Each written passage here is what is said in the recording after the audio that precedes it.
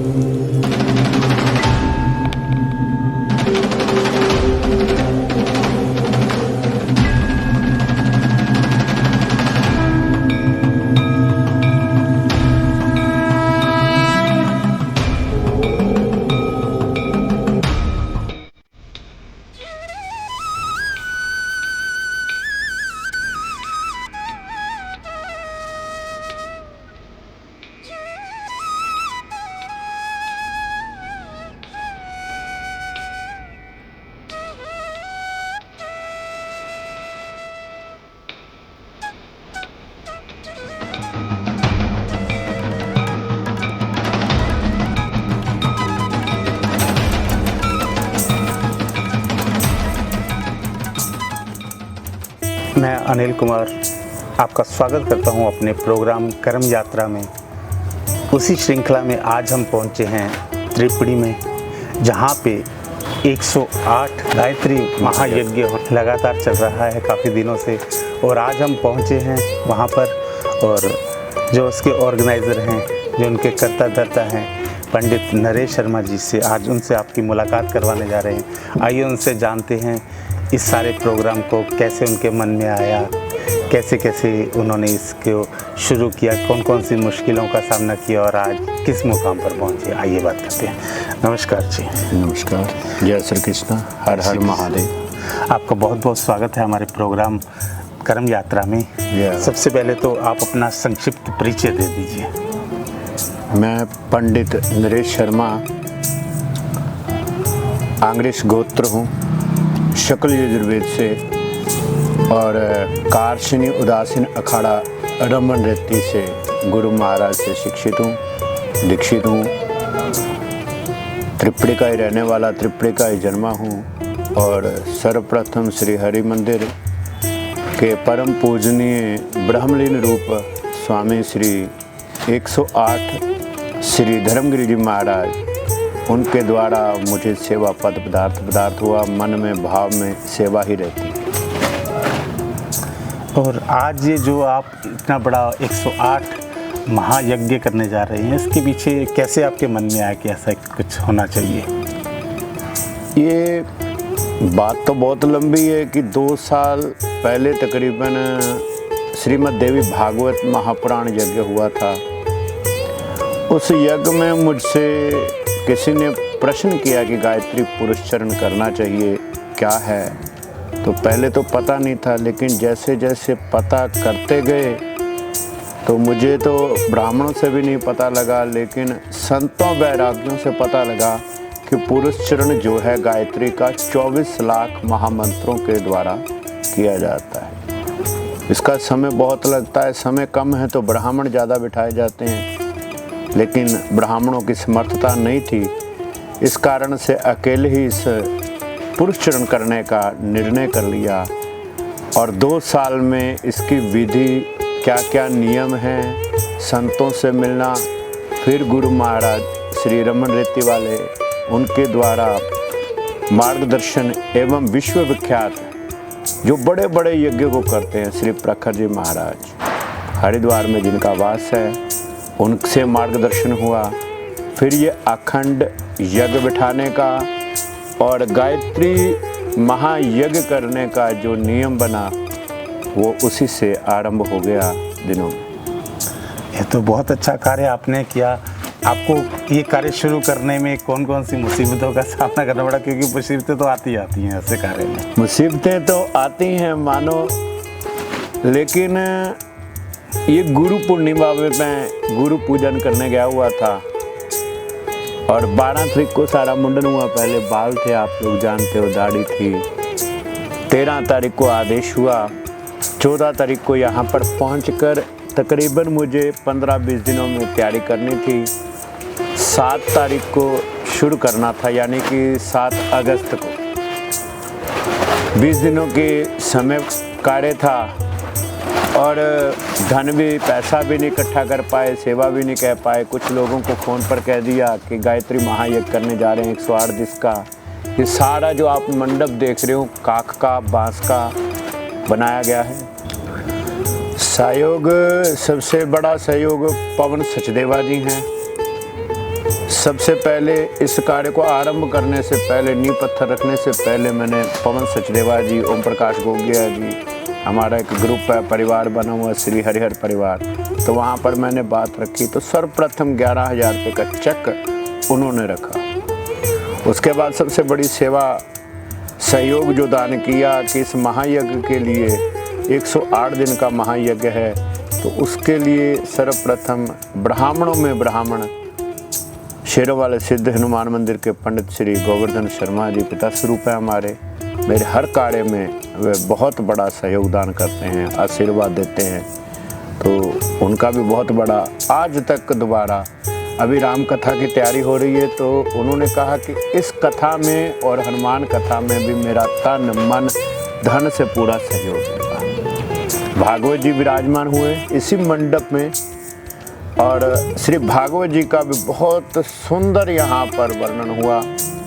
केदार घाटी के हमारे ब्राह्मण देवता जो वृंदावन में भागवत जी का ध्यान कर रहे हैं, वो यहाँ पर हमारे साथ इस यज्ञ में बहुत बड़ा अपना जीवन का सहयोग माँ भगवती की प्रतिदिन त्रिपुरा सुंदरी की माँ की सेवा करते हैं, अर्चन करते हैं। तो उन्होंने भागवत की सुंदर रचना यहाँ पर करी। बहुत सुंदर लोगों को भागवत जी का उपदेश, वर्णन कृष्ण लीलाओं का दिया। अब श्री राम कथा की तैयारी है और उसके बाद श्री हनुमान कथा होगी। प्रतिदिन चल रहे 7 अगस्त से मुझे तो दिन पता ही नहीं है, रात भी नहीं पता कि कितने दिन आज हो गए हैं, लेकिन लोगों का कहना है कि 50 निकल गई है। अब तो आधे से भी कम दिन यहाँ पर रह गए।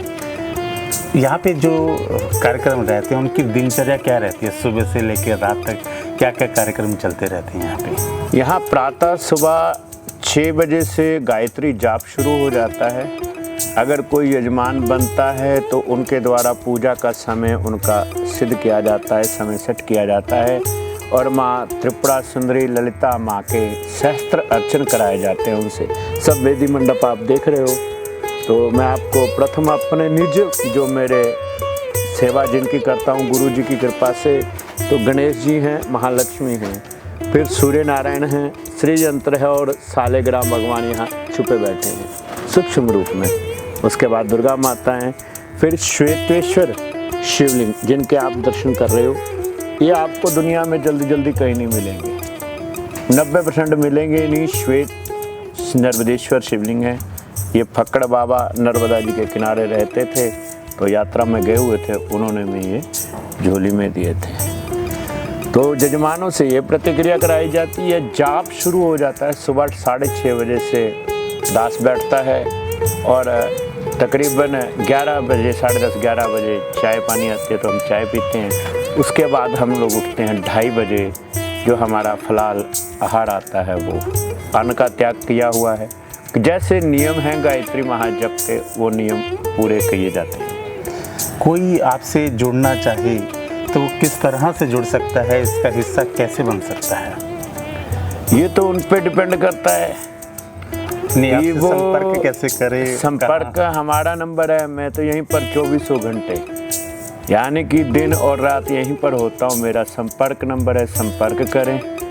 एक बार अपना संपर्क नंबर और जो है यहाँ का एड्रेस भी बता दीजिए, ताकि लोग अगर कोई पहुँचना चाहे, हमारा जो देखने वाले दर्शक आप तक पहुँचना चाहें तो वो पहुँच सकें आसानी से। जरूर आप लोग पधारें और गायत्री माँ आदि शक्ति जगत जननी जो त्रिलोकी वेदों की माता है, गायत्री माँ के आप दर्शन करें।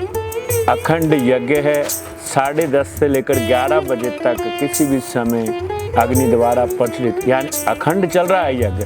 नीचे इसको छुपा के रखा हुआ है, क्योंकि यहाँ पर कई बार लोग आते हैं तो वो धुआं नहीं बर्दाश्त कर सकते, क्योंकि ये शहर की भूमिका है, गांव की कुछ और होती है। तो शहर के लोग डरते हैं, थोड़ा सा धुआं आँखों में पड़ता है। तो 10:30 से लेकर 11 बजे तक ये यज्ञ भगवान दोबारा पुनः अपनी जगह पे खोले जाते हैं। अगर आप इस यज्ञ में आओ, मैं तो कहूँ अगर नहीं आप जरूर आओ, क्योंकि ये 108 दिन का यज्ञ है, 108 दिन का यज्ञ चलने वाला। मुझे तो इतना भी पता लगा है महाराज जी के द्वारा कि विश्व में एक पहला ऐसा यज्ञ होगा जो 108 दिन तक चलेगा।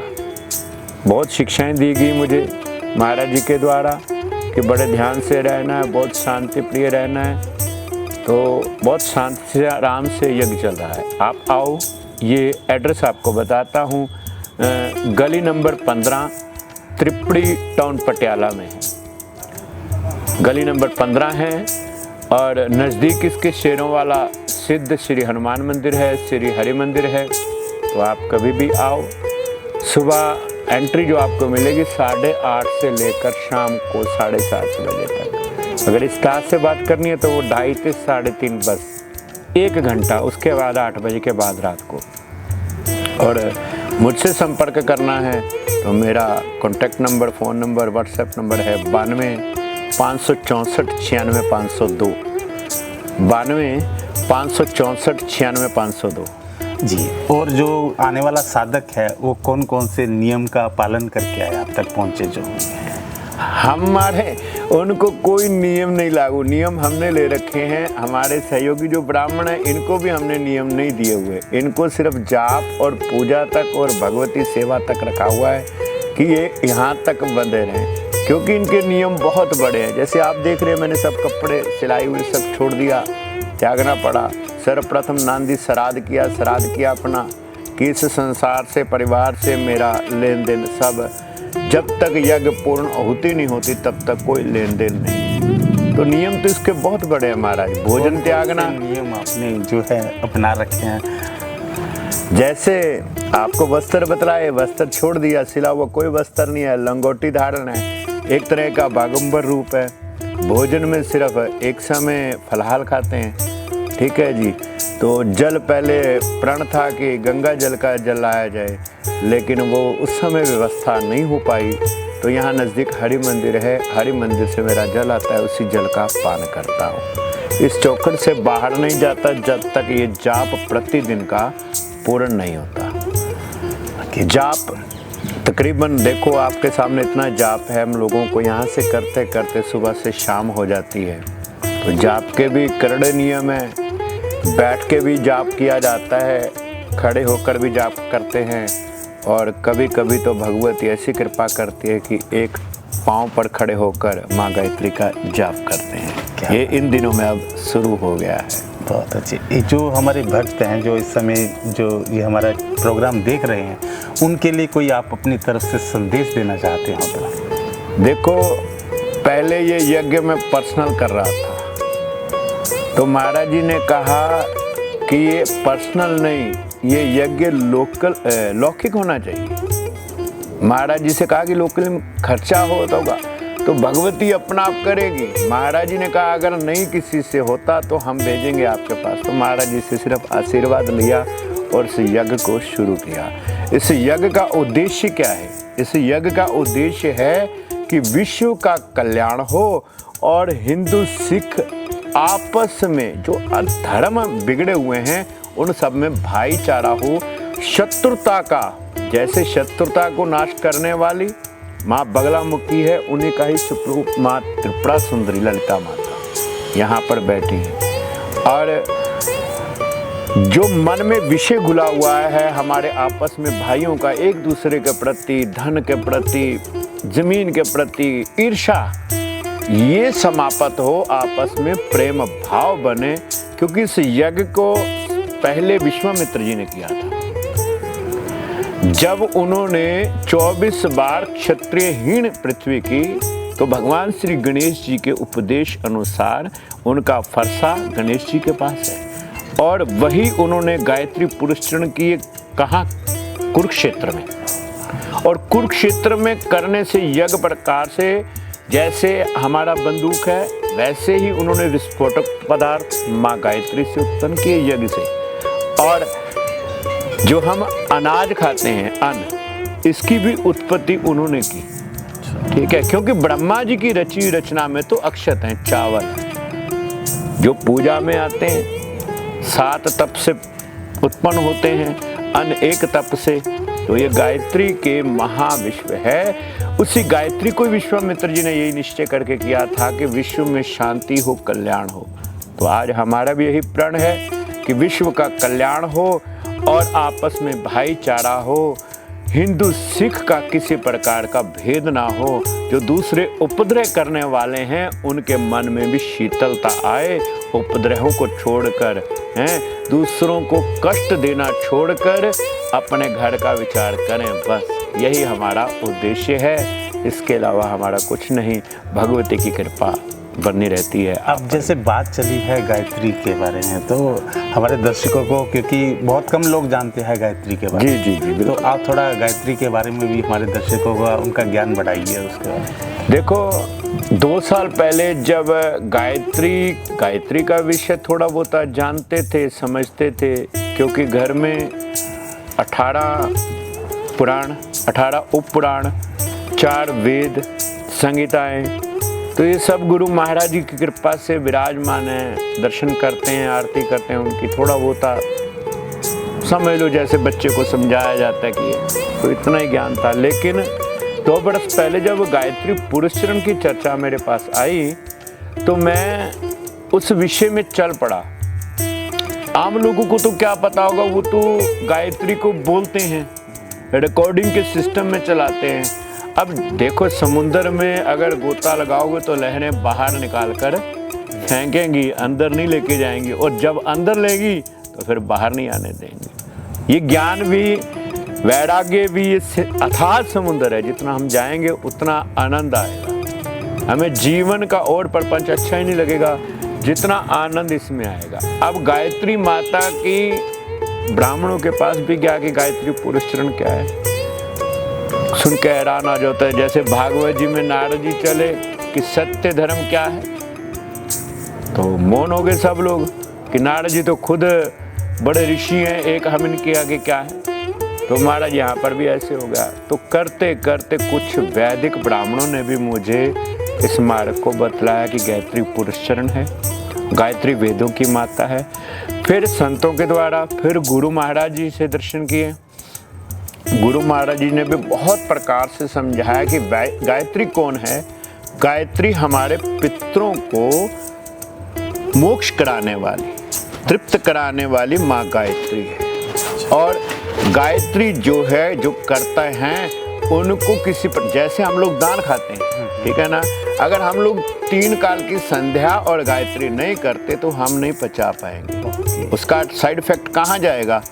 या तो हमारे माता पिता को रोग लगेगा या हमारी संतान का मार्गदर्शन खत्म हो जाएगा, वो उपद्रवों की तरफ चल पड़ेगा। तो गायत्री माँ से आप कुछ भी प्राप्त कर लो, सुख समृद्धि प्रदान करने वाली माँ गायत्री है। माँ तो वैसे भी देखो जननी है, माँ कभी अपने पुत्र को कष्ट नहीं देती।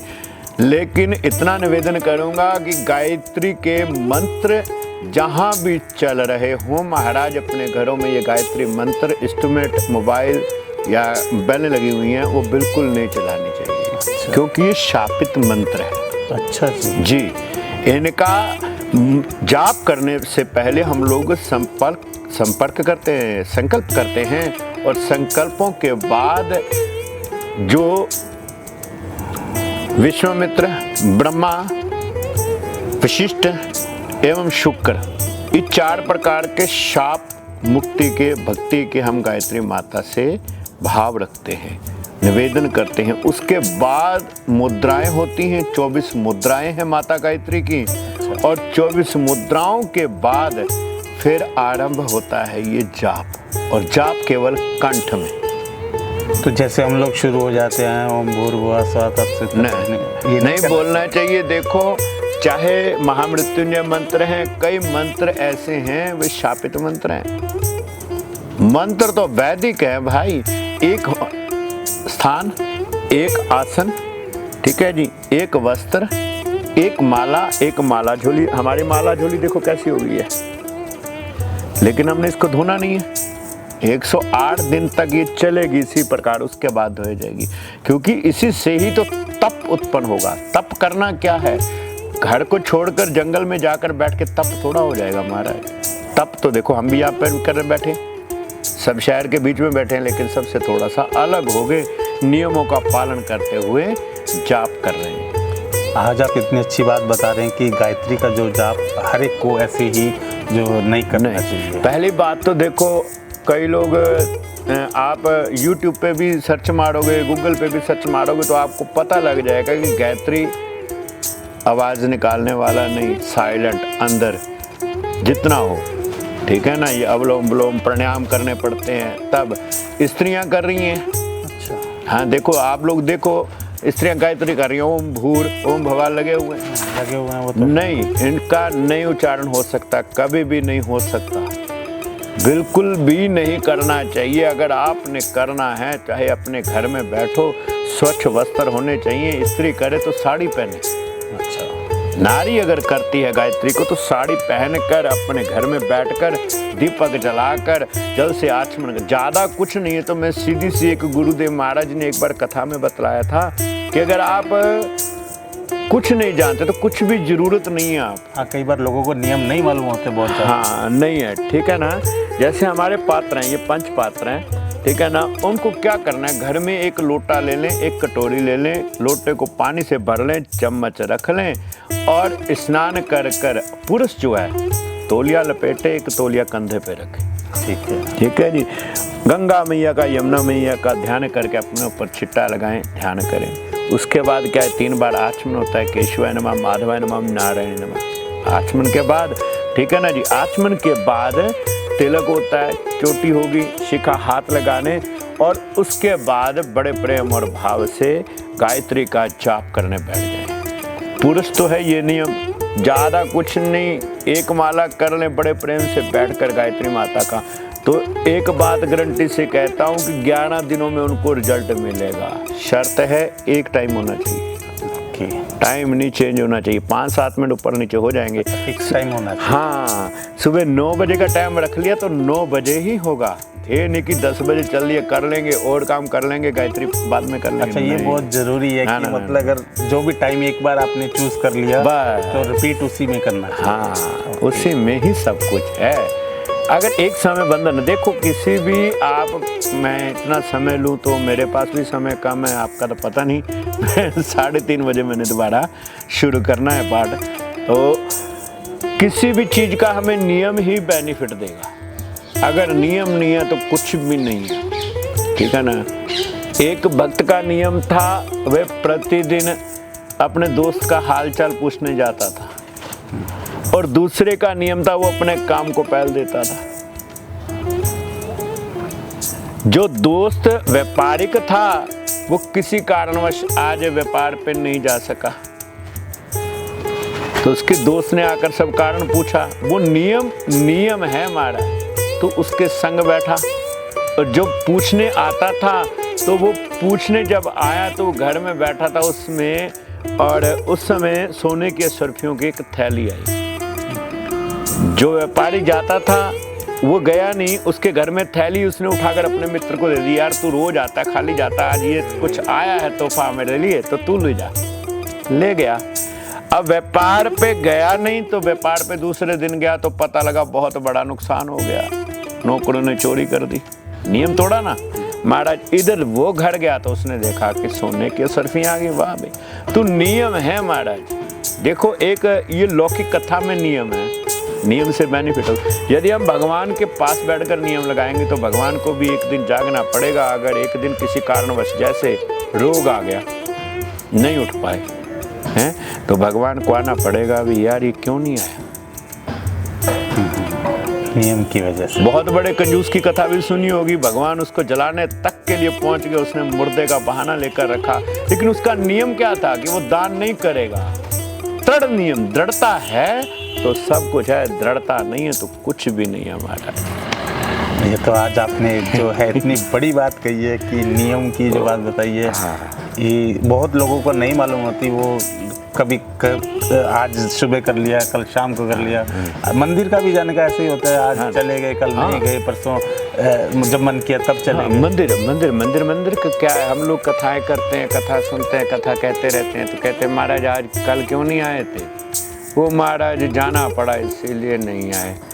तो जाना पड़ा, मजबूरी थी, कथाएं होती है, 7 दिन कथा हुई भी आए नहीं, क्या करें महाराज टाइम नहीं है। तो हम लोग पूछते हैं भाई कथा के 7 दिन हैं, 7 दिन में 3 घंटे एक दिन के हैं, तो आधा पौना घंटा तो आओ, टाइम नहीं है भाई। किसी की यहाँ सुख दुख हो गया फिर तो टाइम निकालोगे, रोग हो गया हॉस्पिटल जाओगे, भाई धन अपना धर्म पर लगाओगे तो आपका धन 4 गुना होगा। जो धन घर में पड़ा होगा, जैसे मोदी ने नोटबंदी कर दी, कितना कुछ हो गया, तो ऐसे ही नोट वो खराब होंगे, गलेंगे मतलब ये नहीं कि जल जाएंगे सड़ जाएंगे, कहाँ लेके जाएंगे हमें? रोग में। कहाँ लेके जाएंगे? कोर्ट कचहरी में। धन ने तो जाना ही है महाराज, लक्ष्मी कभी एक जगह रही नहीं है। भगवान नारायण से भी रुष्ट होकर चली गई, देवताओं से रुष्ट होकर चली गई पाताल में, तो हम लोग तो किस खेत की मूली हैं महाराज जी। तो लक्ष्मी हमें वही चाहिए जो हमारे से बड़े बड़े धर्म कर्म कराती रहे, बस यही है। हम तो यही कहते हैं सबसे भी, कहाँ भी कोई भी यज्ञ हो तो दौड़ जाओ, उस यज्ञ में बड़ा भाग अपने आप ले लो। जैसे कि 108 दिन का यज्ञ चल रहा है, इसमें नाना प्रकार की आवश्यकताएं, देसी घी, प्रतिदिन देसी घी का 300 से 400 ग्राम लगता है यहाँ पर। इसी प्रकार नाना प्रकार की सामग्रियाँ लगती हैं, नैवेद्य लगते हैं, जैसे बादाम देख रहे हैं आप, भोग लगते हैं, तो सामग्रियों को भी ऐसे ही है। और उसी प्रकार से धन तो प्रतिदिन लगना ही लगना है। आप जानते ही हो कि कोई भी कार्य है धन के बिना कुछ भी नहीं है जी, ठीक है ना। तो कहीं पे भी 108 दिन का जैसे यज्ञ है, अब एक दिन का जो यजमान बनेगा उसको 108 दिन का फल मिलेगा। कैसे? वो भी बता दीजिए। हाँ, जैसे देखो ये 108 मणके की माला है, 108 मणके की माला है ना, ठीक है ना। अगर इसमें एक माला रुक जाए तो ये 108 दिन पूरी नहीं होगी, कम हो गया ना। इसको 108 पूरा करने के लिए माला पूरी चलेगी। तो जो बीच में आकर इसमें बैठ गया वो 108 दिनों का ही भागी बनेगा। क्यों? उसने 108 दिन का यज्ञ कराने के लिए हमारा सहयोग दान किया। चाहे सहयोग करे, चाहे एक दिन की पूजा अर्चना में बैठे, वो अपनी अपनी इच्छा से। कोई निश्चित राशि रखी हुई है एक दिन के अपना जजमान की? नहीं, ऐसा कुछ नहीं है, लेकिन हमने स्टार्टिंग में हल्ला जरूर किया था, क्योंकि एकदम से हम लोग संभाल नहीं पाए, लोग भीड़ लग जाती है। आपको पता है लंगर में ज़्यादा भीड़ लगती है, तो कथा आरंभ हो तो महाराज जी कथा आरंभ में कितने लोग आते हैं, ठीक है ना। तो इसीलिए हमने निश्चित कोई नहीं की, लेकिन पहले हल्ला जरूर किया था कि गड़बड़ ना हो जाए, संभले ना। तो अब तो भगवती की कृपा है, आ रहे हैं, सब कर रहे हैं।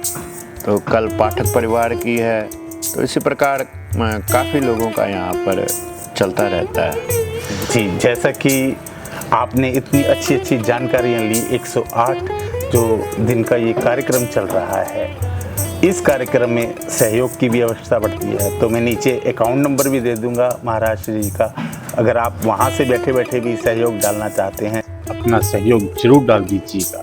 धन्यवाद, और बने रहिएगा हमारे चैनल U24 लाइव के साथ।